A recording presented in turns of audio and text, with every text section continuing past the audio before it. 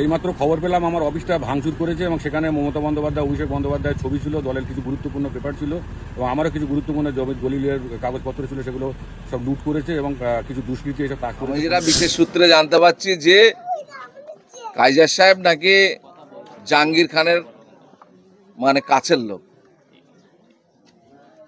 বা তার সঙ্গে সখ্যতা আছে।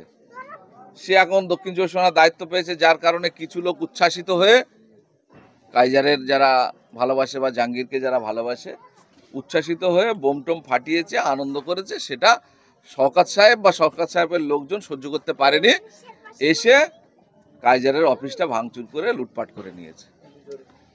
দেখেন, রাজনীতিতে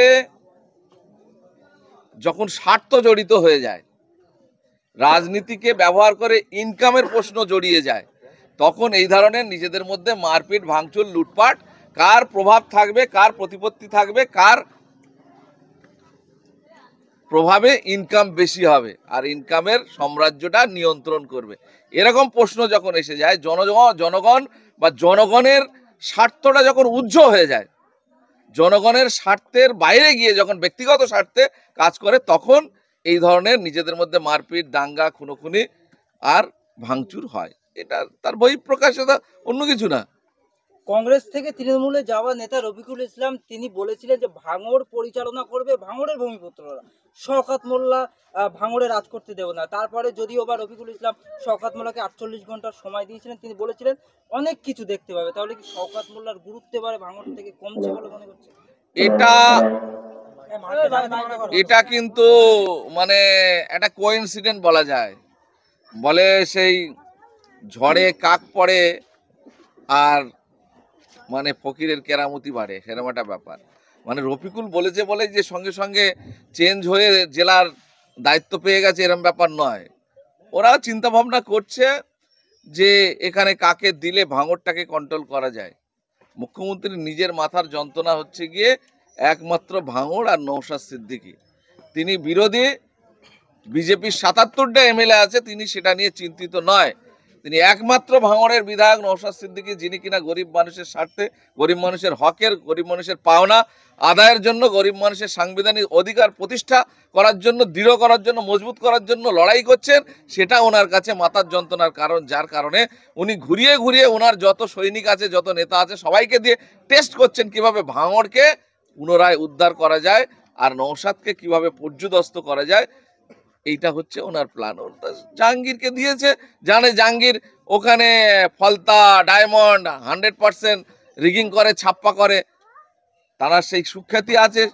এখন শওকত সাহেবের উপরে হয়তো ভরসা কমে যাচ্ছে, যার কারণে তাকে দায়িত্ব দিয়েছে। এটা ওদের রুটিন ব্যাপার, ও নিয়ে আমাদের মাথা ব্যথা নেই। আমরা জনগণের সঙ্গে যেভাবে আছি, সাধারণ মানুষের সঙ্গে যেভাবে আছি, সাধারণ মানুষের ভালোবাসা নিয়ে আমরা এগিয়ে যাব। এখানে তৃণমূল থেকে কে কাকে দিল না দিল ওইসব দেখে আমাদের লাভ নেই।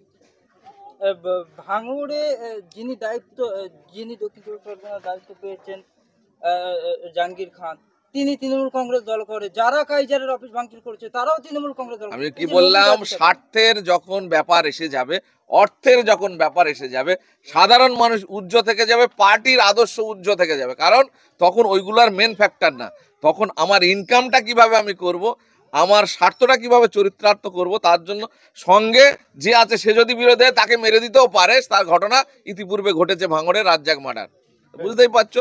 সুতরাং আমি তো বারে বারে বলছি যে রাজনীতির কে পাশে রেখে, রাজনীতিকে উজ্জ্বল রেখে, রাজনীতিকে ব্রাত্য করে দিয়ে সাধারণ মানুষের হকের জন্য যে রাজনীতি, সেটাকে মানে কি বলবো, সেটাকে পাশে সরিয়ে রেখে ব্যক্তিগত স্বার্থ, চরিত্রার্থ যখন এসে যাবে, তখন কিন্তু এই লড়াই, সংগ্রাম, মারপিট, নিজেদের মধ্যে খেয়ে কাটাকাটি, মারামারি হবে। তার এটা ঘটছে ভাঙড়ের ক্ষেত্রে। ভাঙড়ে একটা লুটের সাম্রাজ্য তৃণমূল এর নেতারা বানাতে চাইছে বা বানিয়েছে এতদিন ধরে, সেটা কে এখন ভোগ করবে। এখানে নিউ টাউন, ইউপ্রো, ইনফোসিস, বিচার, কোটি কোটি টাকার ইনকাম, জমি দালালি, তোলাবাজি, এইসব নিয়েই ওদের মারপিট। এ নিয়ে আমি আর কি বলবো, রাজনীতি তার মধ্যে কিছু আমি দেখতে পাচ্ছি না। জাহাঙ্গীর খানকে দায়িত্ব দেওয়ার পরে কিছু মানুষ বলছেন যে তৃণমূল কংগ্রেস দলটি কার্যত দুষ্কৃতীদের হাতে রূপান্তর করে দিচ্ছেন মাননীয়া এবং মাননীয়ার ভাই। মাননীয়া নিজে বলেছিলেন আমি গুন্ডা নিয়ন্ত্রণ করি, গুন্ডা দমন করে। এই ভাষাটা social media, print media electronic media সব জায়গাতে আছে, খুঁজে দেখবেন। তাহলে মুখ্যমন্ত্রী জানে না যে কারা কি করছে, কারা কি করছে? উনি নিজে বলছেন যে তুই বোম বাঁধিস, তার হাতে আবার দায়িত্ব বাড়িয়ে বড় করে দিয়ে দিচ্ছে। তাহলে উনি সবকিছু জেনে শুনেই তো করছেন, কারা গুন্ডামি করে, কারা লুট করে, কারা সাধারণ মানুষের উপর অত্যাচার করে। টোটাল রিপোর্টটা তো ওনার হাতে আছে।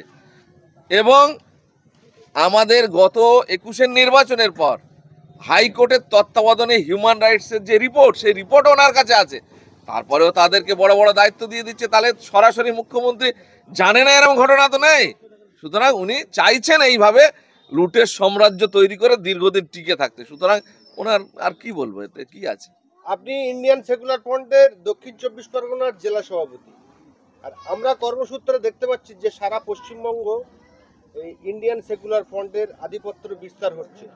সেই জায়গায় সামনে বিধানসভা, বহু আগে থেকে আপনারা জোটের জন্য বার্তা পাঠিয়েছেন বিমান বসুকে। কি লক্ষ্যমাত্রা রয়েছে আপনাদের? আমাদের লক্ষ্যমাত্রা, যেখানে আমাদের জনসমর্থন বেশি, আমরা 3টে ভোট এই মুহূর্তে লড়েছি। একটা হচ্ছে বিধানসভা, একটা লোকসভা, একটা পঞ্চায়েত।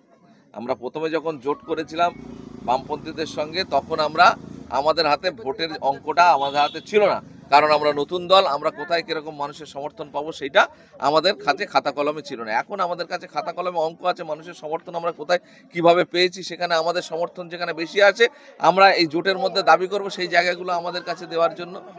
একেবারে জাহাঙ্গীর খান দায়িত্ব পাওয়ার পর তাহলে কি কাইজার আহমেদ এবং আরাবুল ইসলাম তারা কি ওনাদের হাত ধরে কি ভাঙড়ে আবার কি রাজনীতিতে আসবে? না, এরা সেইটা ভবিষ্যৎ বলবে, কিন্তু এরা যেহেতু এদের সক্ষতা বেশি, এরা এখানে মানে এই যে নেতা জাহাঙ্গীর খান, তার সঙ্গে এদের একটা সম্পর্ক, মানে গাঢ় গাঢ় সম্পর্ক বলি, আর যাই বলি, আন্তরিক সম্পর্ক বলি, গাঢ় সম্পর্ক বলি, বা নিজেদের মধ্যে আন্ডারস্ট্যান্ডিং বেশি। সেই কারণে এরা ভাবছে যে জাহাঙ্গীর খান দায়িত্ব পেয়েছে, আমরা এবারে পুরো মানে সামনের সারিতে নেতৃত্ব পাবো, বা আমরা ভাঙড়ে আগামী দিনে রাজ করার ক্ষমতা পাবো। সেই হিসেবে ক্ষমতার লোভে এসব করছে। আমরা সূত্র মারফত খবর পেলাম যে আপনাদের দলের চেয়ারম্যান নওশাদ সিদ্দিকী, তিনি আপনারা আগের বারে কতটা সিটে লড়েছিলেন? আগের বারে কম বেশি আপনি ধরতে পারেন 24। তো তিনি বলছেন যে আমরা কিছু নতুন সিটের দাবি করব এবং পুরনো কিছু সিট ছেড়ে দেবো। তার মধ্যে কি ক্যানিং পূর্ব বিধানসভা আপনারা ছেড়ে দেবেন কি? না না, ক্যানিং পূর্ব বিধানসভা ছাড়ার কোনো প্রশ্ন নেই। কারণ আমরা বলছি ভোট, আমরা যেখানে মানুষের সমর্থন আমাদের বেশি আছে সেই জায়গাগুলো দাবি করব। উনি যেটা বলছেন ক্যানিং পূর্ব, আমরা তো আগে লড়েছি এবং আমরা সেকেন্ড পজিশনে আছি, তাহলে সেখানে ছাড়ার তো কোনো প্রশ্ন নেই। ক্যানিং পূর্বে আমরা লড়বো, কিন্তু যে জায়গাগুলোতে আমরা দেখা যাচ্ছে ভোট বেশি পেয়েছি, আবার কোথাও কোথাও আমরা ভোট কম পেয়েছি, আমরা কম ভোট পাওয়া জায়গাগুলো ছেড়ে দেবো, বেশি ভোট জায়গাগুলো আমরা করব, দাবি করব। নওশাদ ভাই বলছিল যে আমরা কিছু নতুন দাবি করব এবং পুরনো। আমি ওটাই বলছি, আমরা লোকসভা পঞ্চায়েতের নিরিখে যেখানে রেজাল্ট আমরা ভালো করেছি সেই জায়গাগুলো চাইবো। যেমন রায়দিঘি বিধানসভা আমরা গত নির্বাচনে আমাদের ছিল না, সেটা আমরা চাইবো। যেখানে যেখানে বলছি তো, যেখানে যেখানে আমাদের জনসমর্থন ইতিমধ্যে বেড়েছে, ভোটের নিরিখে বেড়েছে, এমনি প্র্যাকটিক্যালি বেড়েছে, সেই জায়গাগুলো আমরা চাইবো। যেখানে আমাদের জনসমর্থন তুলনামূলক কম আছে সেই জায়গাগুলো আমরা ছেড়ে দেবো। কিন্তু ক্যানিং পূর্ব